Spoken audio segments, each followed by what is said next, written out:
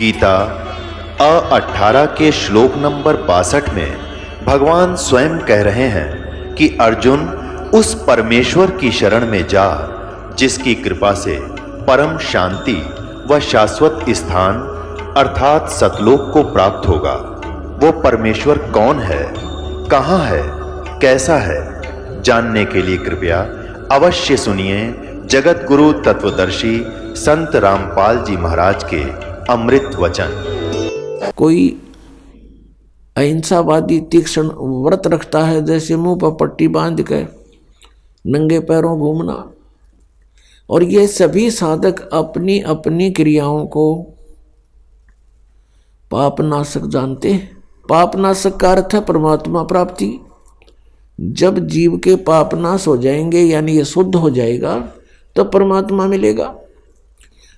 तो कहने का भाव ये है कि चौथे अध्याय के 32वें श्लोक में जो बताया है कि सभी साधक अपनी अपनी साधनाओं को सत्य मानकर यानी पापनाशक जानते हैं। यदि इनको ये पता चल जाए कि साधना व्यर्थ है तो कोई भी ना करे, उनको तुरंत त्याग देगा। तो यहाँ चौथे अध्याय के 32वें श्लोक में बताया है कि जो 25 से लेकर 31 तक धार्मिक अनुष्ठानों की जो जानकारी है यज्ञों की, इस प्रकार के विस्तार के साथ धार्मिक अनुष्ठानों की जानकारी सच्चिदानंद घन ब्रह्म की वाणी में विस्तार के साथ कहे गए हैं। यहां चौथे अध्याय के 32वें श्लोक में श्रीमद् भगवत गीता में के मूल पाठ में लिखा है कि ब्रह्मणे मुखे। यह अनुवादकर्ताओं ने गड़बड़ कर दी, ब्रह्मणे मुखे का अर्थ कर दिया इन्होंने। ब्रह्मणे मुखे का अर्थ गलत कर दिया, वेद की वाणी कर दिया, जबकि इसका अर्थ बनता है सच्चिदानंद घन ब्रह्म की वाणी। ब्रह्मणे मुखे का अर्थ सच्चिदानंद घन ब्रह्म की वाणी बनता है। श्रीमद् भगवत गीता अध्याय नंबर 17 के श्लोक 23 में इन्हीं अनुवादकर्ताओं ने ब्रह्मणे का अर्थ किया है सच्चिदानंद घन ब्रह्म। वहां ठीक कर दिया क्योंकि यहां विचलित हो गए। तो चौथे अध्याय के 32वें श्लोक में सच्चिदानंद इस ब्रह्मणे मुखे का अर्थ जाने सच्चिदानंद घन ब्रह्म की वाणी में। यहां पर मुखे शब्द लिखा है, ब्रह्मणे मुखे। मुखे का अर्थ होता है जो वाणी परमात्मा ने स्वयं यहां धरती पर प्रकट होकर अपने मुख कमल से बोली है, वो है तत्व ज्ञान कबीर वाणी। उस कबीर वाणी में यहां लिखना था, उस कबीर वाणी में विस्तार के साथ कहे गए हैं। और उनको जानने के बाद फिर तू सर्वथा कर्म बंधन से मुक्त हो जाएगा। तो सच्चिदानंद घन ब्रह्म ने स्वयं आकर के अपनी वाणी में जो ज्ञान दिया है वो ज्ञान है, शेष अज्ञान है। जैसे अभी तक हम अज्ञान आधार से सुना करते थे कि श्री ब्रह्मा जी, विष्णु जी, शिव जी ये अजरो अमर हैं, सर्वेश्वर हैं, इनके कोई माता पिता अर्थात जनक नहीं है। ये अज्ञान था, सत्संग नहीं था। जबकि इनकी जीवनी में लिखा है कि ये नाशवान है, इनकी जन्म मृत्यु होती है, दुर्गा इनकी माता है और काल रूपी ब्रह्म इनका पिता है। तो ये अज्ञान था। अब यहाँ थोड़ा सा प्रमाण देना पड़ेगा, नहीं तो भक्त प्रथम बार इस बात को सुनेगा कि ब्रह्मा विष्णु महेश नाशवान है, इनकी जन्म मृत्यु होती है, तो बिदक जाएगा और हो सकता है फिर ये कभी वचन भी ना सुने। उसका दुर्भाग्य होगा, क्योंकि सच्चाई से दूर भागना नहीं चाहिए। सच्चाई को धैर्यपूर्वक सुनना चाहिए, फिर विचार करना चाहिए कि सचमुच ये कितना सत्य है। और सत्य है तो फिर सत्य के लिए हम भटक रहे हैं। सत्य मिला और हमें अपना कल्याण हुआ। अभी तक हम असत्य में भटक रहे थे, असत्य साधना कर रहे थे, असत्य ज्ञान सुन रहे थे, असत्य परमात्माओं पर आश्रित थे। अब हमें सत्य मिलेगा तो ग्रहण करेंगे, हमारा सबका मोक्ष हो जाएगा। अब देखिएगा, थोड़ा प्रमाण दिखाते हैं श्री देवी पुराण में। देखिएगा, श्रीमद् देवी भागवत गीता प्रेस गोरखपुर से प्रकाशित है। और इसके कौन है संपादक? हनुमान प्रसाद पोदार, चिमनलाल गोस्वामी। और ये गीता प्रेस गोरखपुर से प्रकाशित है, मुद्रित भी वहीं से है। गीता प्रेस प्रकाशक एवं मुद्रक हैं गीता प्रेस गोरखपुर, गोविंद भवन कार्यालय, कोलकाता का संस्थान। इसके 123 पृष्ठ को ही पढ़ेंगे, इसमें बहुत से संशय दूर हो जाएंगे।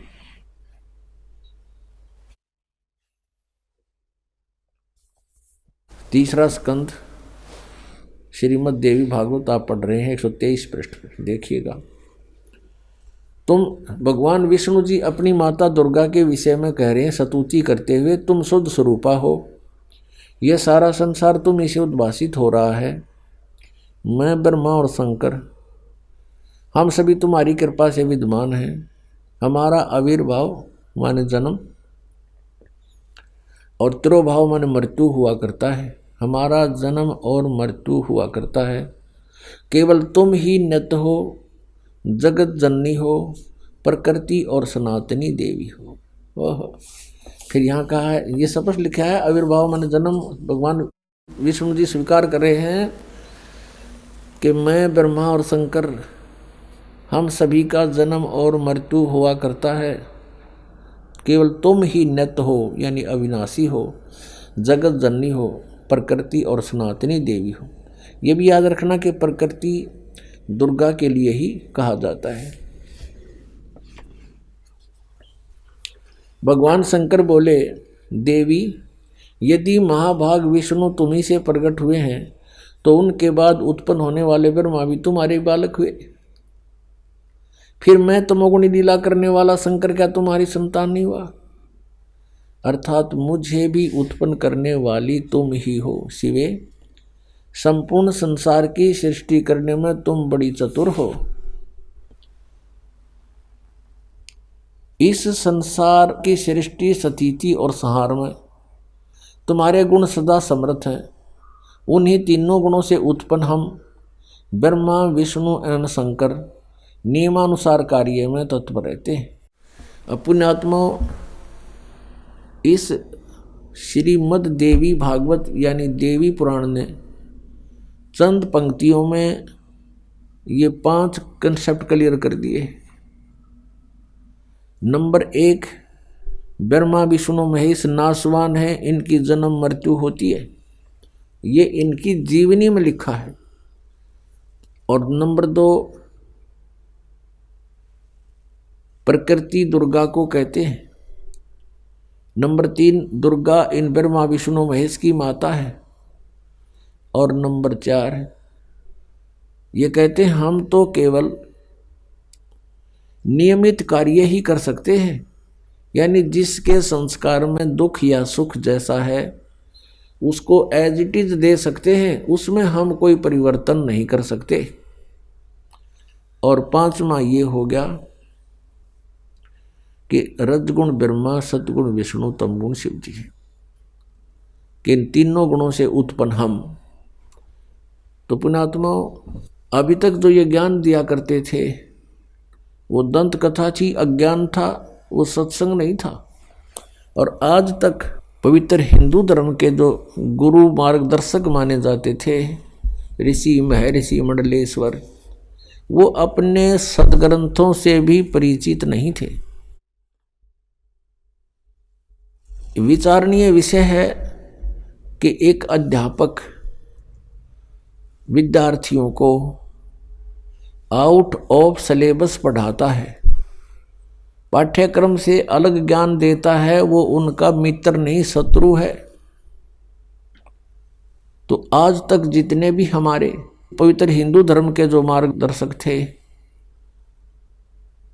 वे टीचर कहलाते थे, लेकिन वो टीचर नहीं थे, वो महाअज्ञानी थे। उन्होंने अपने सदग्रंथों को अर्थात पाठ्यक्रम की पुस्तकों को भी नहीं ढंग से पढ़ा, नहीं समझा, एक लोक वेद बना के पूरे मानव समाज को भ्रमित कर दिया। श्रीमद् भगवत गीता लगभग 5500 वर्ष पूर्व श्री वेद व्यास जी द्वारा लिपिबद्ध की गई थी और श्री कृष्ण जी के शरीर में प्रवेश करके ब्रह्म ने, सर्वपुरुष ने अर्थात काल भगवान ने यह बोली थी। इस दास को परमात्मा कबीर देव जी ने दिव्य दृष्टि दी, यानी ज्ञान दृष्टि दी। उसके बाद इसका यथार्थ अनुवाद हुआ। इससे पूर्व, इस दास से पूर्व जितने भी आज तक अनुवाद करता है गीता जी के, उन्होंने अर्थों के अनर्थ कर डाले। उदाहरण के तौर पर 7वें अध्याय के 18वें श्लोक में गीता ज्ञानदाता कहता है कि अर्जुन, ये ज्ञानी आत्मा, जैसे गीता जी अध्याय नंबर 7 के श्लोक नंबर 12 से लेकर 15 तक तो तीनों गुणों, रजगुण ब्रह्मा, सतगुण विष्णु, तमगुण शिव जी की सतिथि बताई है। और यह भी कहा है कि इन तक जिनकी बुद्धि सीमित है वो अन्य किसी की बात सुनने को तैयार नहीं, वो मेरी भक्ति भी नहीं करते। फिर गीता ज्ञानदाता कहता है, ये ब्रह्म सरपुरुष 16वें और 17वें श्लोक में कि मेरी भक्ति भी 4 प्रकार के करते हैं। एक अर्थार्थी, आरत नंबर 2, और नंबर 3 जिज्ञासु, नंबर 4 ज्ञानी। इन तीनों को तो रिजेक्ट किया है, अर्थार्थी, आर्थ और जिज्ञासु को। ज्ञानी के विषय में कहा कि ज्ञानी आत्मा है तो अच्छी, 7वें अध्याय के 18वें श्लोक में, लेकिन ये मेरे वाली ही अनुत्तम गति में स्थित रहे। अब यहां अनुत्तम का अर्थ एक 6ठी कक्षा के बच्चे से पूछ लीजिए। उत्तम माने अच्छा, यानी गुड, और अनुत्तम माने बैड। यदि कोई व्यक्ति कहीं पर बैड का अर्थ, इंग्लिश में बैड का अर्थ और गुड करता है, श्रेष्ठ करता है, तो महामूर्ख है वो। तो यहां इन्होंने अनुत्तम का अर्थ अति उत्तम कर दिया। कारण क्या रहा? अज्ञान। इनको पता नहीं था कि ब्रह्मा विष्णु महेश से ऊपर भी कोई शक्ति है। इनको ये भी नहीं मालूम था कि गीता जी का ज्ञान श्री कृष्ण नहीं बोल रहे, उसके अंदर प्रवेश करके ये श्री काल भगवान बोल रहे हैं। जो गीता जी अध्याय नंबर 11 के श्लोक नंबर 32 में कहता है कि अर्जुन, मैं काल हूं, सबको खाने के लिए आया हूं, अब प्रवृत्त हुआ हूं, और तू युद्ध ना करेगा तो भी मारूंगा इनको। और 11वें अध्याय के 21वें श्लोक में अर्जुन कह रहा कि भगवान, आप तो इन देवताओं को भी खा रहे हो, आप ऋषियों को भी खा रहे हो, और ये सब सिद्धों के समुदाय आपके समक्ष वेद मंत्रों से आपकी स्तुति भी कर रहे हैं, आपसे मंगल कामना भी कर रहे हैं, और आप इन सब को खा रहे हो।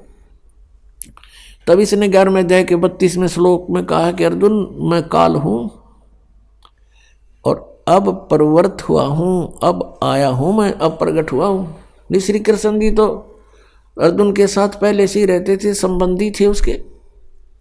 और अर्जुन फिर ये पूछ रहा है कि हे महानुभाव, तुम कौन हो? मैं आपको नहीं जानता। एक रिश्तेदार ने नहीं जाने, कोई बात हुई या? तो उस समय श्री कृष्ण नहीं, श्री कृष्ण से बाहर निकलकर वो काल अपना स्वरूप दिखा रहा था कि अर्जुन, ये है मेरा विराट रूप। और इससे पहले किसी ने इसको नहीं देखा था तेरे अतिरिक्त। और श्री कृष्ण जी तो अपना विराट रूप पांडवों की सभा में पहले दिखा चुके थे। तो ये शब्द भी श्री कृष्ण जी नहीं बोलते अगर वो गीता ज्ञान दे रहे होते कि तेरे से अतिरिक्त पहले मेरा ये विराट रूप किसी ने नहीं देखा था। वो विराट रूप श्री कृष्ण जी के सत्र का था। श्री कृष्ण जी विष्णु अवतार हैं। विष्णु जी केवल 16 कला के भगवान हैं, और ये काल ब्रह्म 1000 कला का भगवान है। जैसे एक तो 100 वाट का बल्ब हो, एक 1000 वाट का हो, एक 16 वाट की ट्यूब हो, एक 1000 वाट की ट्यूब हो, तो ट्यूब दोनों रोशनी दोनों ही दिखा रही है, लेकिन अंतर बहुत होता है। ऐसे इनके विराट रूप मंत्र था। तो ऐसे ये गीता जी का ज्ञान, इनको नहीं मालूम था कि गीता जी का ज्ञान किसने बोला। इनकी बुद्धि श्री कृष्ण से ऊपर उठी नहीं। श्री कृष्ण जी को सर्वेश्वर महेश्वर मानकर श्री गीता जी के ज्ञान का अज्ञान कर डाला। तो गीता जी अध्याय नंबर 7 के श्लोक नंबर 18 में गीता ज्ञानदाता ये काल कह रहा है कि अर्जुन, ये सभी ज्ञानी आत्माएं हैं तो नेक उद्धार, ये परमात्मा पाने के लिए अपना सर्वस्व न्यौछावर किए हुए हैं, लेकिन ये मेरे वाली घटिया अनुत्तम गति में ही स्थित हैं। अपने आत्माओं, अब ब्रह्म की साधना को यानी काल अपनी साधना को अनुत्तम क्यों कहा? अब यहां विचार करो। श्रीमद् भगवत गीता ज्ञानदाता गीता अध्याय नंबर 4 के श्लोक नंबर 5 और 9 में, गीता अध्याय नंबर 2 के श्लोक नंबर 12 में, गीता अध्याय नंबर 10 के श्लोक नंबर 2 में ये स्पष्ट करता है कि अर्जुन, तेरे और मेरे बहुत जन्म हो चुके। तू नहीं जानता, मैं जानता हूं। मेरे जन्म और कर्म अलौकिक हैं। फिर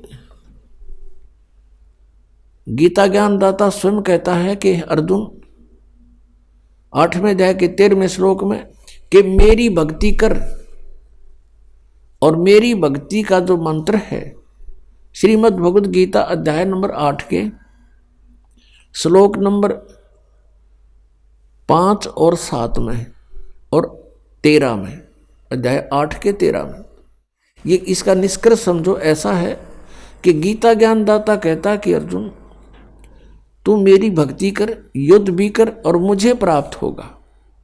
और मेरे पाने का मंत्र है 8वें अध्याय के 13वें श्लोक में स्पष्ट किया है, ओम इति एकाक्षरम ब्रह्म व्यवहारन मामनुसमरण ये परियाति तजम देहम स याति परमाम गतिम।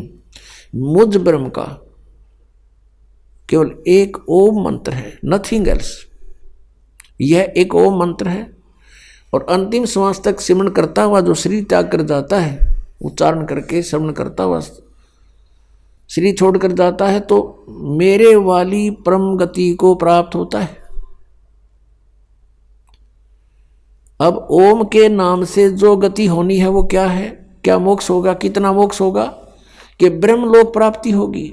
8वें अध्याय के 16वें श्लोक में गीता जी में लिखा है कि अर्जुन, ब्रह्मलोक पर्यंत सभी प्राणी पुनरावृत्ति में हैं। पुनरावृत्ति का अर्थ है वहां गए हुए प्राणी भी पुनर्जन्म को प्राप्त होते हैं, पूर्ण मोक्ष नहीं होता। और यह अनुवादकर्ताओं ने 8वें अध्याय के 16वें श्लोक में अनुवाद गलत कर दिया। इन्होंने कर दिया कि मुझे प्राप्त प्राणी का पुनर्जन्म नहीं होता। इसका अर्थ ये बनता है कि जो ये विद्यते माने विद्य धातु है, ये विद्य माने जानना भी होता है, कि जो ये नहीं जानते कि मुझे प्राप्त प्राणी का पुनर्जन्म होता है, तो वो मेरी साधना करके ब्रह्मलोक में जाने से भी पुनरावृत्ति को ही प्राप्त होते हैं, ब्रह्मलोक प्राप्त करते हैं और वहां से भी फिर जन्म मृत्यु में ही रहते हैं।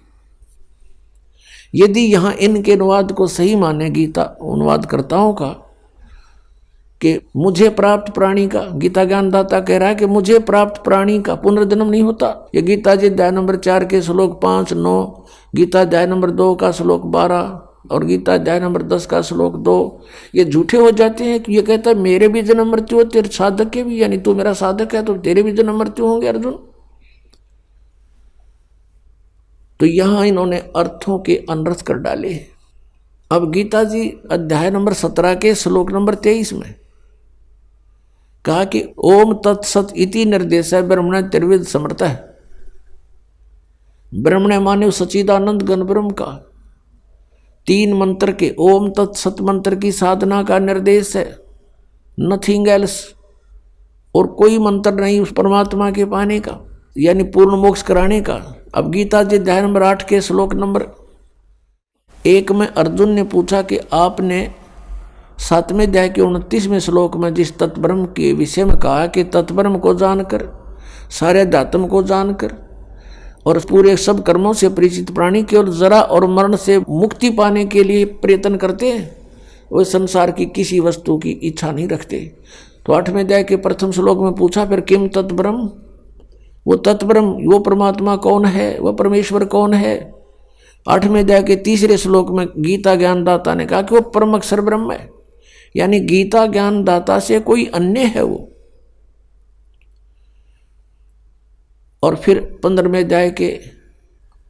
अध्याय के 1 से लेकर 4वें श्लोक में और 18वें अध्याय के 62वें श्लोक में गीता ज्ञानदाता अपने से अन्य किसी परम अक्षर ब्रह्म यानी सर्वशक्तिमान की शरण में जाने को कह रहा है। उसकी कृपा से ही तू परम शांति को और सनातन परम धाम को प्राप्त होगा, 18वें अध्याय के 62वें श्लोक में। और गीता जी अध्याय नंबर 15 के श्लोक 1 से 4 का निष्कर्ष है कि उल्टा लटका हुआ संसार रूपी वृक्ष है और इसके सभी पार्ट्स को, सभी भागों को जो व्यक्ति जानता है, स वेदवित, वो वेद के तात्पर्य को जानने वाला है, अर्थात वो तत्वदर्शी संत है। गीता जी अध्याय नंबर 4 के श्लोक नंबर 32 में आपने अभी सुना, उसमें कहा कि जो अभी तक आपको ज्ञान बताया मैंने, चौथे अध्याय के 25 से लेकर 31 तक मंत्रों में, कोई ऐसी साधना करता है, कोई ऐसे यज्ञ करता है, कोई ऐसे यज्ञ माने धार्मिक अनुष्ठान करता है, उनसे हटकर चौथे अध्याय के 32वें श्लोक में कहा कि इस प्रकार की बहुत से विस्तार के साथ यज्ञों की जानकारी, धार्मिक अनुष्ठानों की जानकारी सच्चिदानंद घन ब्रह्म यानी ब्रह्मणे मुखे, वो सच्चिदानंद घन ब्रह्म की वाणी में लिखा है और वो तत्व ज्ञान है। चौथे अध्याय के 34वें श्लोक में कहा कि उस ज्ञान को तू तत्वदर्शी संतों के पास जाकर समझ, उनको दंडवत प्रणाम करने से, कपट छोड़कर प्रसन्न करने से वो तत्वदर्शी संत तुझे परमात्म तत्व का ज्ञान कराएंगे, उस तत्व ज्ञान से परिचित कराएंगे। तो यहाँ 15वें अध्याय के 1 से लेकर 4 में तत्वदर्शी संत की पहचान बताई है। वो कैसा होगा? ऊर्ध्व मूलम अधः शाखम अश्वत्थम प्राहु अव्यम छंदासी यस्य प्रणानी ये तम वेद स वेदवित। ऊपर को जड़ वाला, नीचे को तीनों गुण रूपी शाखा वाला, ये एक अविनाशी पीपल का वृक्ष तुल जानो, इस संसार रूपी वृक्ष समझो, और इसके पत्ते आदि सभी विभाग हैं, छंद हैं, और यह तम वेद इस अज्ञान में छुपे हुए इस संसार रूपी वृक्ष के सभी विभागों को जो जानता है, स वेदवित, वह तत्वदर्शी संत है, वह वेद के तात्पर्य को जानने वाला। 15वें अध्याय के 1 से लेकर 4 का जो तात्पर्य है श्लोक का, कि वो तत्वदर्शी संत है और इस संसार रूपी वृक्ष की ऊपर को जड़ है, नीचे को तीनों गुण रूपी शाखा है। रजगुण ब्रह्मा, सदगुण विष्णु, तमगुण शिव जी तो शाखा है। गीता ज्ञानदाता कहता है कि इसके बारे में तत्वदर्शी संत बताएंगे। उसने केवल इतना ही कहकर छोड़ दिया है। फिर कहा कि तत्वदर्शी संत की प्राप्ति के उपरांत परमेश्वर के उस परम पद की खोज करनी चाहिए। 15वें अध्याय के 4थे श्लोक में परमेश्वर के उस परम पद की खोज करनी चाहिए, जहां जाने के बाद साधक फिर लौटकर कभी संसार में नहीं आते। ये है वो वास्तव परम गति, ये है पूर्ण मोक्ष जो परम अक्षर ब्रह्म दे सकता है। ये ब्रह्म नहीं दे सकता, ये काल नहीं दे सकता, गीता ज्ञानदाता नहीं दे सकता। और जब तक जन्म मृत्यु समाप्त नहीं होगी तो सुख शांति नहीं हो सकती। इसलिए गीता जी अध्याय नंबर 18 के श्लोक 62 में कहा कि अर्जुन तू सर्वभाव से उस परमेश्वर की शरण में जा, और उस परमेश्वर की कृपा से ही तू परम शांति को और शाश्वतम स्थानम यानी सनातन परम धाम को प्राप्त होगा। वो है वो परम पद जहां जाने के बाद कभी लौटकर संसार में नहीं आते। वो सत्यलोक है, शाश्वत स्थान, सदा रहने वाला स्थान यानी सत्यलोक। हम फिर लौट कर आते हैं 7वें अध्याय के 18वें श्लोक पर। गीता जी अध्याय नंबर 8 के श्लोक नंबर अब 1 में अर्जुन ने पूछा कि किम तत्ब्रह्म, उसका उत्तर दिया 3रे श्लोक में 8वें अध्याय के में कि वो परम अक्षर ब्रह्म है। 8वें अध्याय के 5 और साथ में तो गीता ज्ञानदाता कहता है मेरी भक्ति कर मुझे प्राप्त होगा, लेकिन युद्ध करना ही पड़ेगा। यानी यहाँ शांति नहीं, ओम से शांति कभी नहीं हो सकती। ओम के जाप से जन्म मृत्यु सदा रहेगी और कर्म ये युद्ध करना ही पड़ेगा। फिर 8वें अध्याय के 8, 9, 10 में ये स्पष्ट किया है कि 17वें अध्याय के 23वें श्लोक में तो वो मंत्र बताया जिससे भगवान सच्चिदानंद घन ब्रह्म मिलेगा, उसकी प्राप्ति होगी। और उसकी प्राप्ति के बाद फिर जन्म मृत्यु कभी नहीं होता, सनातन परम धाम प्राप्त होगा। तो यहां बताया कि उसकी भक्ति जो करता है, तत्वदर्शी संत की खोज करके, तत्वदर्शी संत से ये उपदेश प्राप्त करके, ओम तत्सत का, ओम तत्सत ये जाप नहीं है। ओम तो सीधा सरपुरुष का, ब्रह्म का, और तत् और सत ये सांकेतिक है। तत् है ये अक्षर पुरुष का और सत है ये परम अक्षर ब्रह्म का, परम अक्षर पुरुष का, जो 8वें अध्याय के 3रे श्लोक में जिसके विषय में जानकारी दी। श्रीमद् भगवद गीता अध्याय नंबर 15 के श्लोक नंबर 16 और 17 में 3 पुरुष हैं, सरपुरुष अक्षर पुरुष। 16वें श्लोक में कहा कि सरपुरुष और अक्षर पुरुष ये 2 प्रकार के प्रभु हैं, परमात्मा हैं। वास्तव में परमात्मा नहीं है, लेकिन इनको भी परमात्मा कहते हैं। ये इनके अंतर्गत जितने प्राणी हैं और इनके सभी के स्थूल शरीर यानी नाशवान है, ये भी नाशवान है, दोनों प्रभु यानी पुरुष, और इनके अंतर्गत जितने प्राणी वो भी नाशवान है। जीवात्मा तो किसी की भी नहीं मरती, वो तो गधे कुत्ते की भी ना मरती। अब 15वें अध्याय के 17वें श्लोक में फिर कंसेप्ट क्लियर कर दिया कि उत्तम पुरुष है तू अन्य है। उत्तम पुरुष वो श्रेष्ठ परमात्मा, वो परम अक्षर ब्रह्म की तरफ संकेत है, जो संसार रूपी वृक्ष की मूल है, और उस मूल से सबको आहार प्राप्त होता है। पूरे संसार रूपी वृक्ष का उसी से पोषण होता है, वृद्धि को प्राप्त होता है। तो 15वें अध्याय के 17वें श्लोक में गीता ज्ञानदाता कह रहा है कि वो उत्तम पुरुष है तू अन्य है, और परमात्मा इति उदाहरते, जिसको परमात्मा कहा जाता है। और वो उत्तम पुरुष श्रेष्ठ परमात्मा तो कोई और है 16वें श्लोक में वर्णित। इन दोनों सरपुरुष और अक्षर पुरुष से कोई और है। वो कौन है? वो परम अक्षर पुरुष है। परम अक्षर ब्रह्म कहो, परम अक्षर पुरुष कहो, उसको पूर्ण ब्रह्म कहो, या उसको सत्य पुरुष कहो। सत्य माने अविनाशी, पुरुष माने प्रभु। और वही यह लोक चरम आविष्य विवर्ती, वही तीनों लोकों में प्रवेश करके सबका धारण पोषण करता है। अवय ईश्वर है, वो है वास्तव में अविनाशी परमेश्वर, वो है वास्तव में अविनाशी परमेश्वर। अब 8वें अध्याय के 8, 9, 10 श्लोक में स्पष्ट किया है कि अर्जुन जो उस परम अक्षर ब्रह्म की साधना करता है, जो 8वें अध्याय के 3रे श्लोक में गीता ज्ञानदाता जिसके विषय में बता रहा है, उसकी जो भक्ति करता है उस मंत्र से, जो तत्वदर्शी संत से प्राप्त करके, वो फिर उसी को प्राप्त होता है। उसको प्राप्त होता है तो वो अविनाशी परमात्मा है, वो तो सतलोक में रहता है, सनातन परम धाम में रहता है।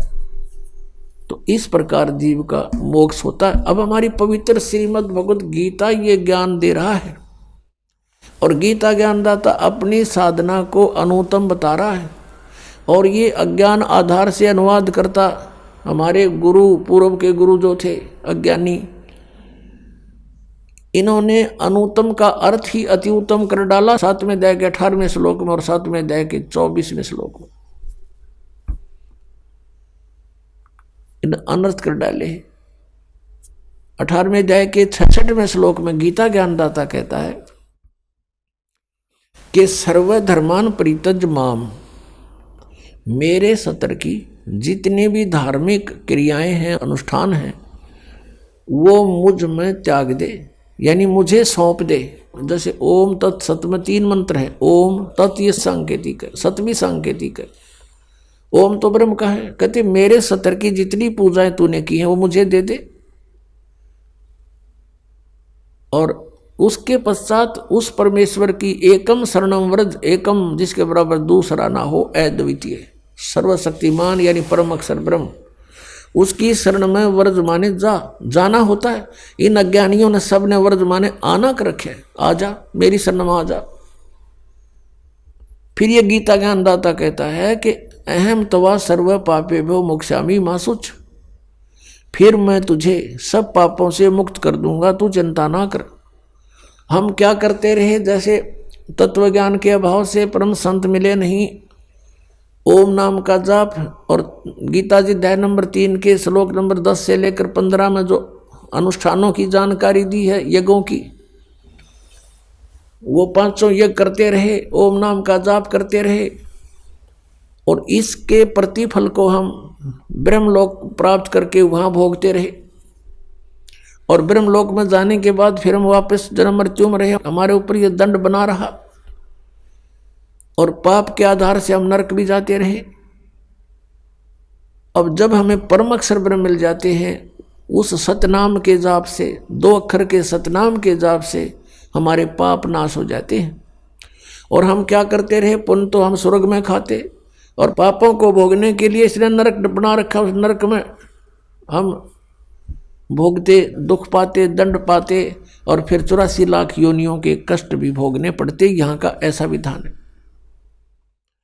तो ये क्या कहता है कि जब तू उसकी शरण में चला जाएगा तो मेरे सतर का जो हम क्या जो अपना पुण्य था वो बर्बाद कर देते थे, उस पुण्यों को हम इसको दे देंगे। हम इसके ऋणी हैं। कैसे ऋणी हैं कि इस काल भगवान ने 70 युग तपस्या करके और 64 युग एक, तब इसने ये 21 ब्रह्मांड प्राप्त किए थे परम अक्षर ब्रह्म से, इस सरपुरुष ने, सरब्रह्म ने। और ये आप देख रहे हैं पृथ्वी कैसे घूम रही है, ये स्वयं भी घूम रही है ऐसे, और ये ऐसे भी घूम रही है। हम इसमें अपनी गलती से, अपनी मर्जी इसके साथ बैठकर आगे इसके विमान में, यहाँ आगे हम 16 शंख कोश की दूरी पर। अब यहाँ आने के बाद इसने हमारा दुरुपयोग किया। हम जो पूंजी लेकर आए थे, हम बड़े सेठ साहूकार के पुत्र थे, परम अक्षर ब्रह्म के पुत्र पुत्री थी, और हम बहुत धनी थे। हम अपनी पूरा पूंजी लेकर साथ आए थे। उस पूंजी को इसने टैक्स लगाया हमारे ऊपर, ऊपर स्वर्ग रखे, जैसे महास्वर्ग बना रखा ऊपर, उसमें रखे, और वहाँ के चार्जेज रख दिए, इतने चार्ज होंगे प्रतिदिन के। तो ये उससे अपना काम चला रहा है। अब जैसे इस पृथ्वी पर हम आए, ये पृथ्वी घूम रही है विमान की तरह, तो इसका जो चार्ज इसने रख रखा है वो चार्ज हमसे लेता है। अपने आत्माओं, जैसे एक बार ये दास यहाँ से दिल्ली से पुणे गया था जहाज में, एयरप्लेन में, तो वहाँ से वहाँ तक का किराया लगभग 6,000 रुपये था, और उसके अंदर ही सारा चाय पानी खाना सारी व्यवस्था करते हैं।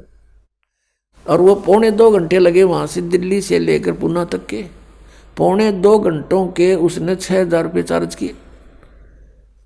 और हम बैठे इसके विमान में, किराया कितने दिन तक, तो ये कहता मेरा किराया दे मुझे, जब छोड़ूं तुझे, हम फिर इसका किराया दे देंगे इसको। अब फिर हम इसके जो पूंजी को बर्बाद करते थे वो ना करके, इसका जितना चार्ज है इस भक्ति का, इसके 70 की भक्ति का, इसको दे देंगे। फिर ये हमें गधे कुत्ते सुअर नहीं बनाएगा या बांध कर नहीं रखेगा। इसलिए 18वें अध्याय के 66वें श्लोक में ये गीता ज्ञान दाता सरपुरुष है, श्री कृष्ण में बोल रहा है, ये ब्रह्म है, ये काल है, 21 ब्रह्मांड का स्वामी है, हम इसके लोक में यहाँ रह रहे हैं।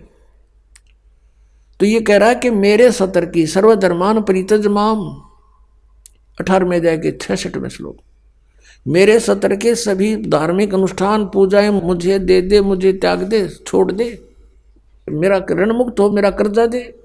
फिर एकम शरणम व्रज, फिर उस सर्वशक्तिमान परमात्मा की शरण में व्रज माने जाओ, परम अक्षर ब्रह्म की शरण में जाओ। और इन अज्ञानियों ने सब ने अनुवाद कर रखा आओ, यानी गो माने जाना होता है, अंग्रेजी का वर्ड है। और कोई गो माने आना लिखता है, कितना विद्वान होगा वो, अंडरस्टूड है। और इन अज्ञानियों ने ऐसा कर रखा, आज तक हम आंखें बंद करके इनको महाविद्वान मानकर इनकी सब अज्ञान और ज्ञान को हम स्वीकार करते रहे, सत्य मानते रहे। इन्होंने हमें डबो डाला। अब श्रीमद् भगवत गीता में श्री कृष्ण जी का कोई रोल नहीं है, ये पूरा रोल काल का है। काल ये सरपुरुष है, किस ब्रह्मांड का स्वामी है, और इसने यहाँ सांप लगा हुआ 1 लाख मानव शरीरधारी प्राणियों का निताहार करने का, जिस कारण से इसने हमें अज्ञानी बना करके यहाँ बाई फोर्स रोका हुआ है। बलपूर्वक रोक रखा है। सब कार्य बलपूर्वक करवाता है। हमारे अंदर ऐसा इसने फीड कर दिए गुण कि हम ये प्राणी विवश होकर के उनके वश कार्य करता है। जैसे कोई शराब भांग पी लेता है, फिर उस जीव के वश का नहीं रहता, वो कैसी गतिविधि करे। तो ऐसे हमारे साथ इसने कर रखा है।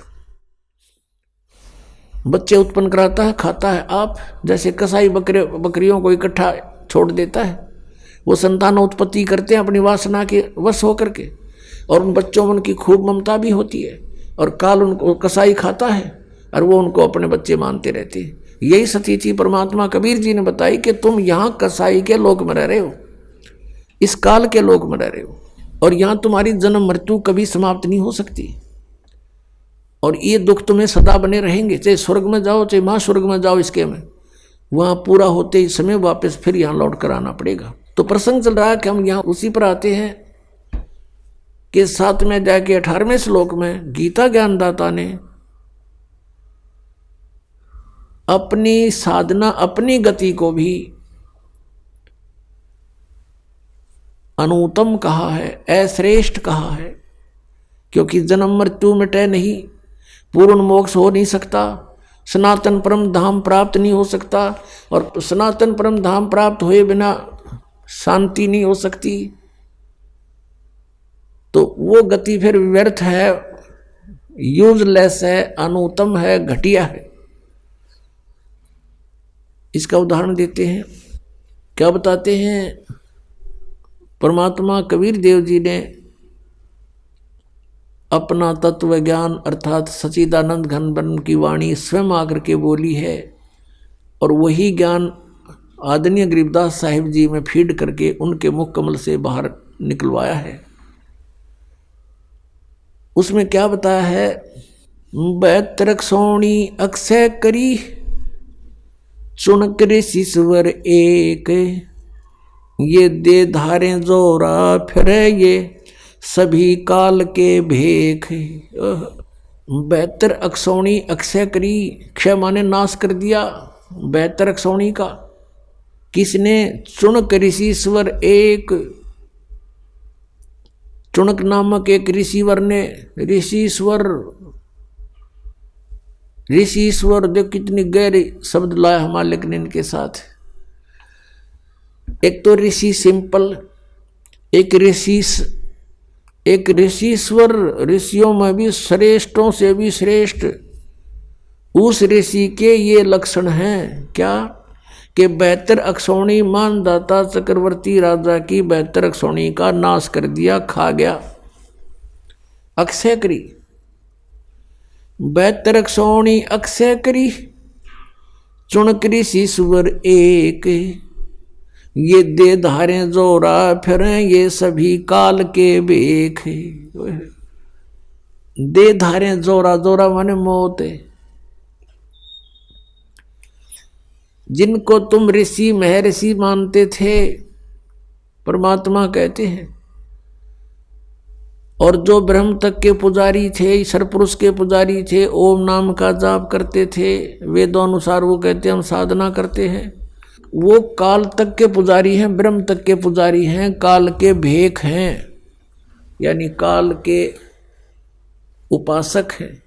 भेख होता है उपासक समूह, उसमें से ये एक है।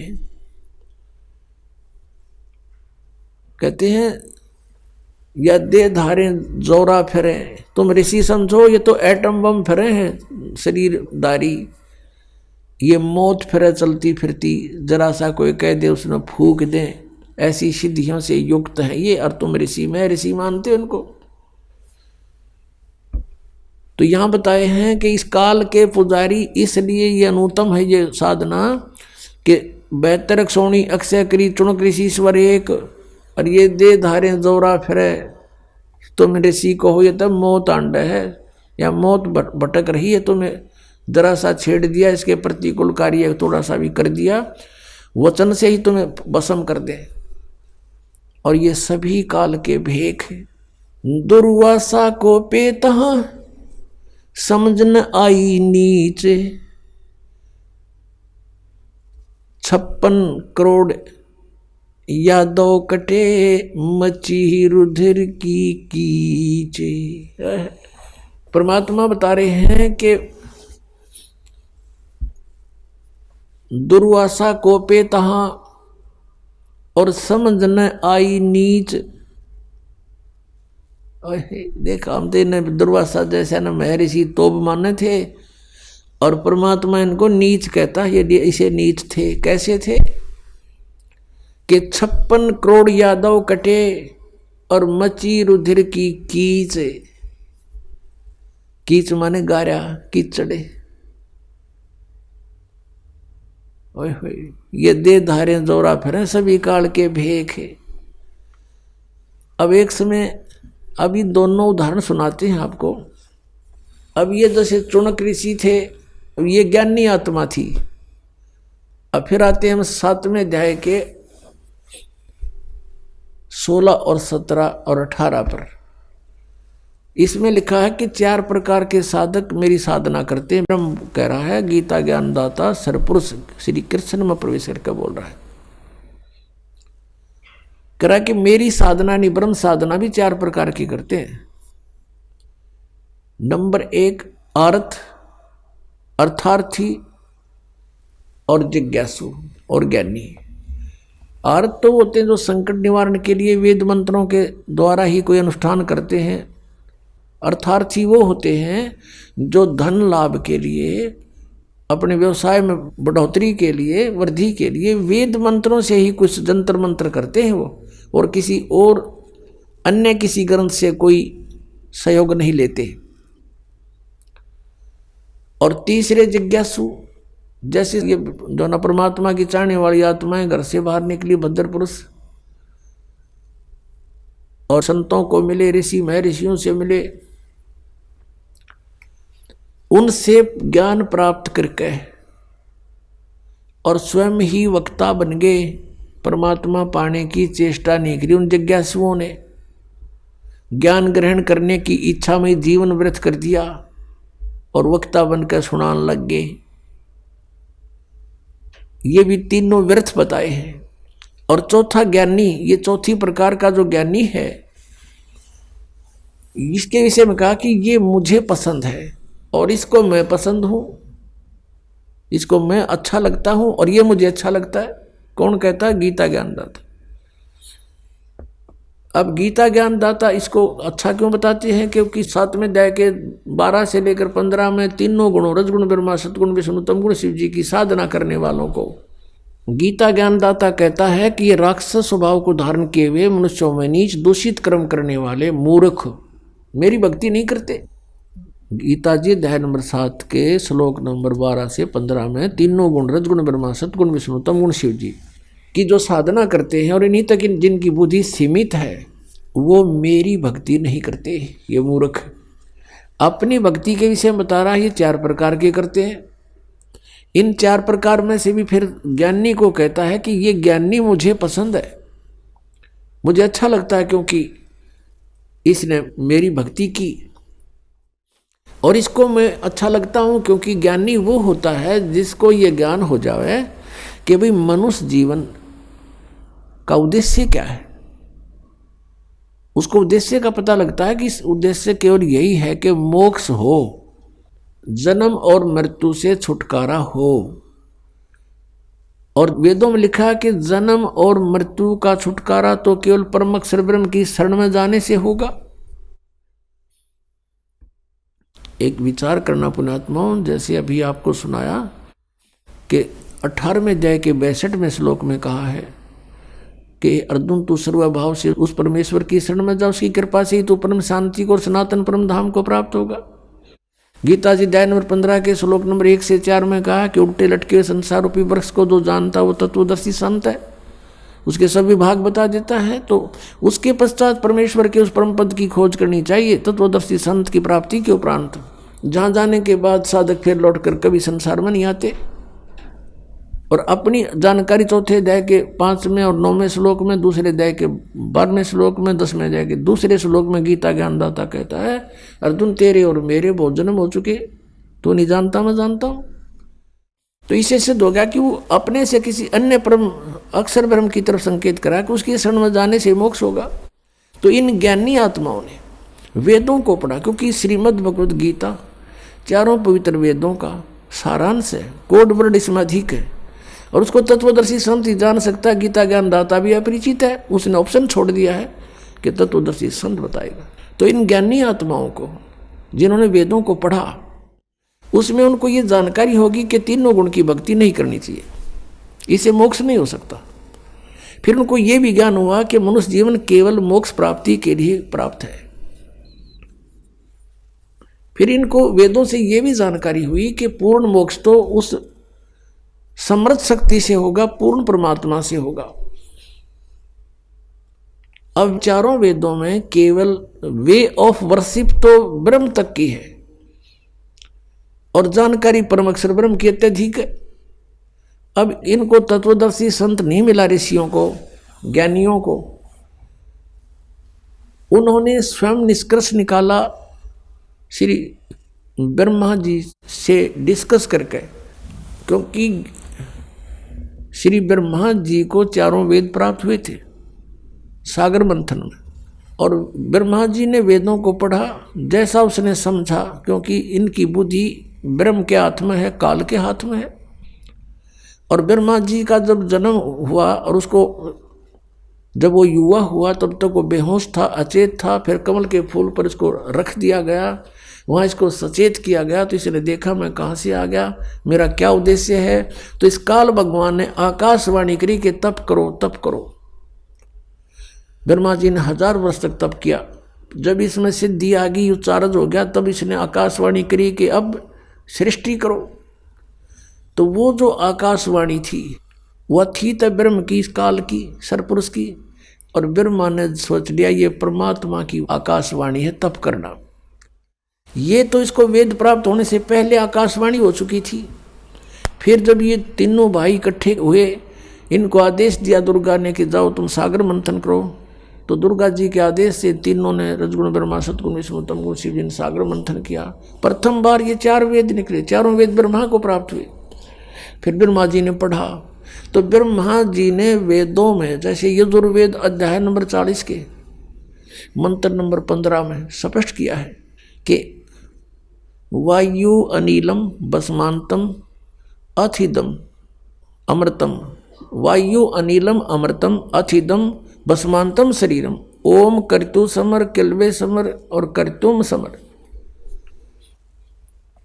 ओम नाम का जाप काम करते करते सिमरण करो, विशेष कसक के साथ यानी श्रद्धा के साथ सिमरण करो, किलबलाहट के साथ, ररंकार धुन से। यानी एक ऐसी ररंकार धुन, ये नहीं ये नाम देते हैं 5 नाम, उनमें नहीं। ररंकार का अर्थ है जैसे मरता हुआ आदमी अपनी जीवन याचना करता है, ऐसे इस मंत्र में श्रद्धा रखे जो भी जाप करे। तो कहते हैं फिर और काम करते करते सिमरण करो, ओम नाम का जाप करो। तो ऋषियों ने ये जान लिया कि ओम इज द मंत्र ऑफ कंप्लीट गॉड। इन्होंने जैसे यजुर्वेद अध्याय नंबर 40 के श्लोक नंबर 15 में तो ब्रह्म अपने विषय में बता रहा है कि मुझ ब्रह्म का ये एक ओम मंत्र है। यजुर्वेद के 40वें अध्याय के अंतिम श्लोक, अंतिम अध्याय इस यजुर्वेद का, उसमें स्पष्ट कर दिया है। गीता ज्ञानदाता कहता है कि वो पूर्ण परमात्मा तो प्रोक्ष है, वो तो गुप्त है, वो तो ऊपर सतलोक में रहता, तेजों में लोक में रहता है, और मैं ब्रह्म हूँ, मेरा ओम मंत्र है। मैं ब्रह्म खम माने अंतरिक्ष में रहता हूँ, यानी ब्रह्मलोक में रहता हूँ। मेरी साधना करेगा तो मुझे प्राप्त होगा। तो यह कंसेप्ट क्लियर कर दिया कि वो तो प्रोक्ष है। और फिर उस प्रोक्ष परमात्मा को, गुप्त परमात्मा को, जैसे संसार रूपी वृक्ष की जड़ें जमीन में गुप्त रहती हैं, वो प्रोक्ष है और वहीं से सब कुछ हो रहा है। तो जैसे गीता जी अध्याय नंबर 4 के श्लोक नंबर 32 और 34 में कहा है कि उस तत्व ज्ञान को जो परमात्मा ने आकर बोला है वो तत्व ज्ञान है, सच्चिदानंद घन ब्रह्म की वाणी में। उस ज्ञान को तत्वदर्शी संतों के पास जाकर समझो, उनको दंडवत प्रणाम करने से और फिर नम्रतापूर्वक प्रश्न करने से वो तत्वदर्शी संत तुझे उस परमात्मा के बारे में जानकारी देंगे। गीता ज्ञानदाता कहता मैं नहीं जानता उसके विषय में। अब ये यजुर्वेद अध्याय नंबर 40 के श्लोक नंबर 10 से लेकर 13 में कति कंसेप्ट क्लियर वही किया है कि कोई तो परमात्मा को जन्म लेने वाला बताते हैं साकार, कोई कहते हैं वो असंभवात, वो जन्म लेता ही नहीं, उत्पन्न नहीं होता, वो निराकार।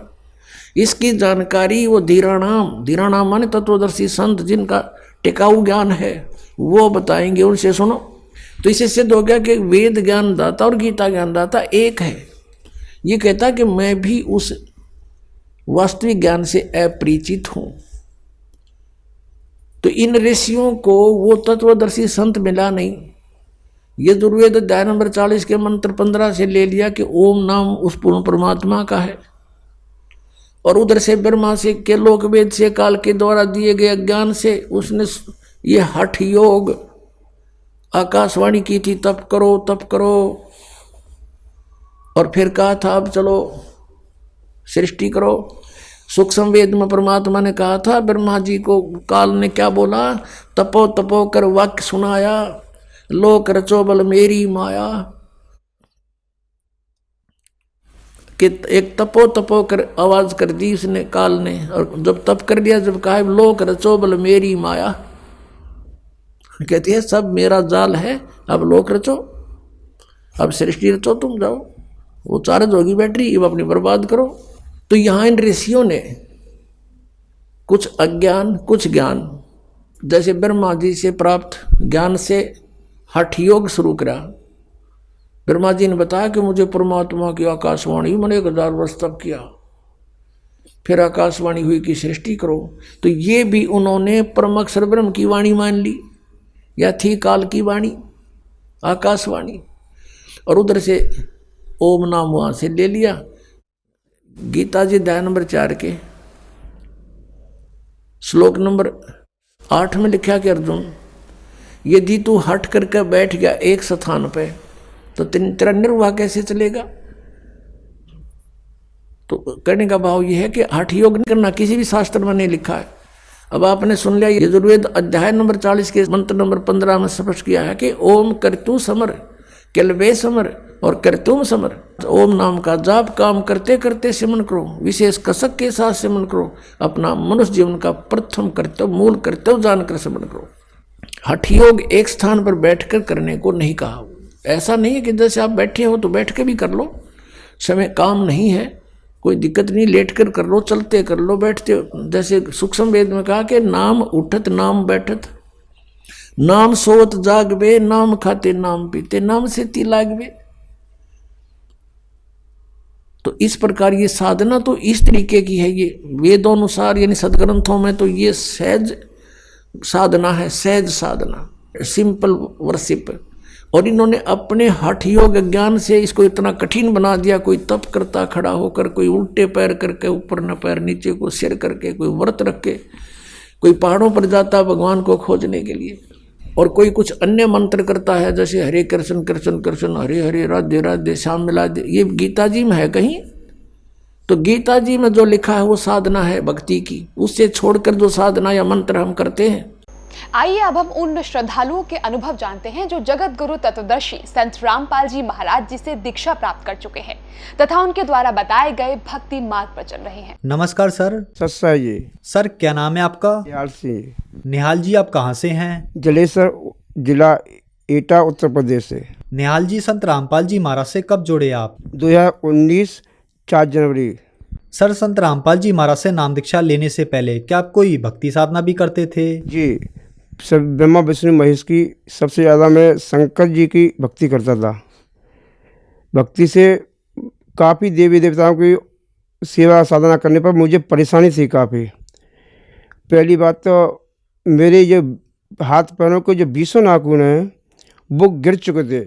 मैं डॉक्टरों पर इलाज कराया था तो मुझे कुष्ठ रोग में घोषित कर दिया था, और कुष्ठ रोग का मेरा ट्रीटमेंट भी चला था। मेरी पत्नी संत रामपाल महाराज जी की शरण में आई, उन्हें दीक्षा ली। ब्रह्मा विष्णु की भक्ति करता था। मुझे साधारण संत से गुरु दीक्षा ली थी मैंने। उनकी दिए हुए मंत्रों से भक्ति करते थे, साधना करते थे। उस भक्ति साधना से हमको कष्ट ज़्यादा होता था। इतना कष्ट होता था, हमारे घर में देवी देवताओं का प्रकोप इतना बढ़ गया था कि न मालूम कोई किसी को किसी तरह से पीड़ा, कोई किसी की तरह से पीड़ा है। मुझे भी एक रोग लग सका था, और मैं उस भक्ति से करने पर संतुष्ट नहीं था। और मैं ये भी देखता था, मेरे पास पुस्तकें हैं, एक तो गीता है मेरे पास और शिव पुराण भी पढ़ता था। और बड़ा मैं वही सोचता कि इसमें तो कुछ लिखा हुआ है और मुझे वो अध्ययन होने पर कुछ प्राप्त नहीं होता है। बड़ा मैं संकोच में रहता था। फिर मैं धीमे धीमे पढ़ता चला आया मैं, और ये सोचा था ये तो कोई बात तो कुछ और है, मगर मैं उस चीज़ पर पहुंच नहीं पा रहा हूँ, क्योंकि मुझे उन भक्ति से, वो ज्ञान से मुझे कोई रास्ता नहीं मिला था जो मुझे उस चीज़ पर पहुंचना था। सर फिर आप संत रामपाल जी महाराज की शरण में कैसे आए? हमारे यहाँ एक दूध लेने के लिए आती है, वो हमारे यहाँ संत रामपाल महाराज जी की चर्चा करते थे। तो मैं ये कहता ये क्या कहती हैं संत रामपाल महाराज जी, हमारे यहाँ पर शास्त्र हैं और ब्रह्मा विष्णु से उनसे भी बढ़ के संत रामपाल महाराज जी। कहने पर हमने अपनी पत्नी को कवि प्रकट दिवस पर भेजने के लिए हमने कहा, तो हमने कि तुम अगर जाना चाहती हो भंडारे में रोहतक, तो आप ऐसा करो को संत रामपाल महाराज जी से गुरुदीक्षा ले लो उनकी, तब ही जाओ आप, कि जाने से क्या फ़ायदा, तुम कोई दीक्षा तो ली नहीं है। तो उनको पहले अलीगढ़ हमने सेंटर पर उनको दीक्षा दिलवाई। जब रोहतक भंडार पे गई, वहाँ से आने के बाद फिर उन्होंने बस सब कुछ मुझे बताया कि इस तरीके से ये भंडारा विशाल है और वहाँ तो काफ़ी संत रामपाल महाराज जी के शिष्य आते हैं और काफ़ी संख्या में। उसके 18 महीने बाद हमने फिर दीक्षा ली संत रामपाल महाराज जी से। सर संत रामपाल जी महाराज से नाम दीक्षा लेने के बाद आपको क्या क्या लाभ प्राप्त हुए? मेरे कुष्ठ रोग था, मुझे डॉक्टरों ने घोषित कर दिया 20 नाखून जा चुके थे ये हाथ पैरों के। आज संत रामपाल महाराज जी की शरण में आने पर ये मेरे 20 नाखून आ चुके हैं। 37 साल पुराना मुझे रोग था। और मेरे घर में एक नातनी की जन्म हुआ था। 3 साल की अवस्था में घर की स्त्रियों ने बताया कि ये बच्ची किंगर है। किंगर बताने पर मैं भी बेचैन हुआ था और उस बच्ची को हमने संत रामपाल महाराज जी की दीक्षा दिलवा दी। तो कुछ समय बाद वही स्त्रियाँ बोलने लगीं कि ये बच्ची तो ठीक हो गई है। अगर आप देखना चाहो तो ये बच्ची मेरे साथ आई हुई है। ये बच्ची है 3 साल की अवस्था में। घर की स्त्री ने बताया था कि किंगर है बच्ची। इसको संत रामपाल महाराज जी की दीक्षा दिलवाने पर कुछ समय बाद वही स्त्रियाँ आई, कहती तो बच्ची सही हो गई, उनकी कृपा से ये सही हो गई बच्ची और आज ये नॉर्मल है बच्ची, जो समाज तौर पर होनी चाहिए। सर क्या आप नशा भी करते थे? हाँ, पहले मैं नशा भी करता था, बीड़ी तम्बाकू का। संत रामपाल महाराज जी की शरण में आने पर मेरा नशा ऑटोमेटिक छूट गया था। सर संत रामपाल जी महाराज से नाम दीक्षा लेने के बाद आपको बहुत अद्भुत लाभ प्राप्त हुए। तो जो दर्शक आज आपको देख रहे हैं, बहुत सारे ऐसे दर्शक भी हैं जो इन सारी बीमारियों से ग्रस्त हैं, उनके लिए आप क्या कहना चाहेंगे? जो दर्शक बीड़ी तम्बाकू इस्तेमाल करते हैं और बेकार बढ़ते बीड़ी तम्बाकू खाने से, उनको बस नशा मुक्त गवर्नमेंट कराती है, वो नशा मुक्त नहीं हो पाता है। संत रामपाल जी महाराज जी की शरण में आने पर उनके मंत्रों में इतनी शक्ति है कि वो नशा अपने आप ही स्वतः समाप्त हो जाता है। इच्छा भी खाने की तो बात छोड़ दो, आप हाथ में पकड़ नहीं सकते। संत रामपाल जी महाराज से नाम दीक्षा कैसे प्राप्त की जा सकती है? इस टीवी चैनल पर सत्संग चलता है संत रामपाल महाराज जी का, उस पर नीचे पीली पट्टी आती है, उस पर नंबर कॉन्टैक्ट हैं। उस नंबर कॉन्टैक्ट से बात करें तो जिला बाई जिला पर केंद्र बने हुए हैं दीक्षा देने वाले, तो वहाँ से सारा पता लग जाता है। वहाँ पर जाकर संत रामपाल महाराज जी से नाम दीक्षा ले सकते हैं। धन्यवाद सर। साहेब।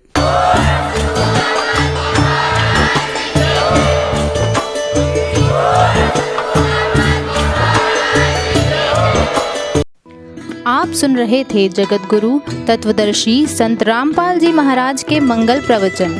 अधिक जानकारी के लिए संपर्क करें।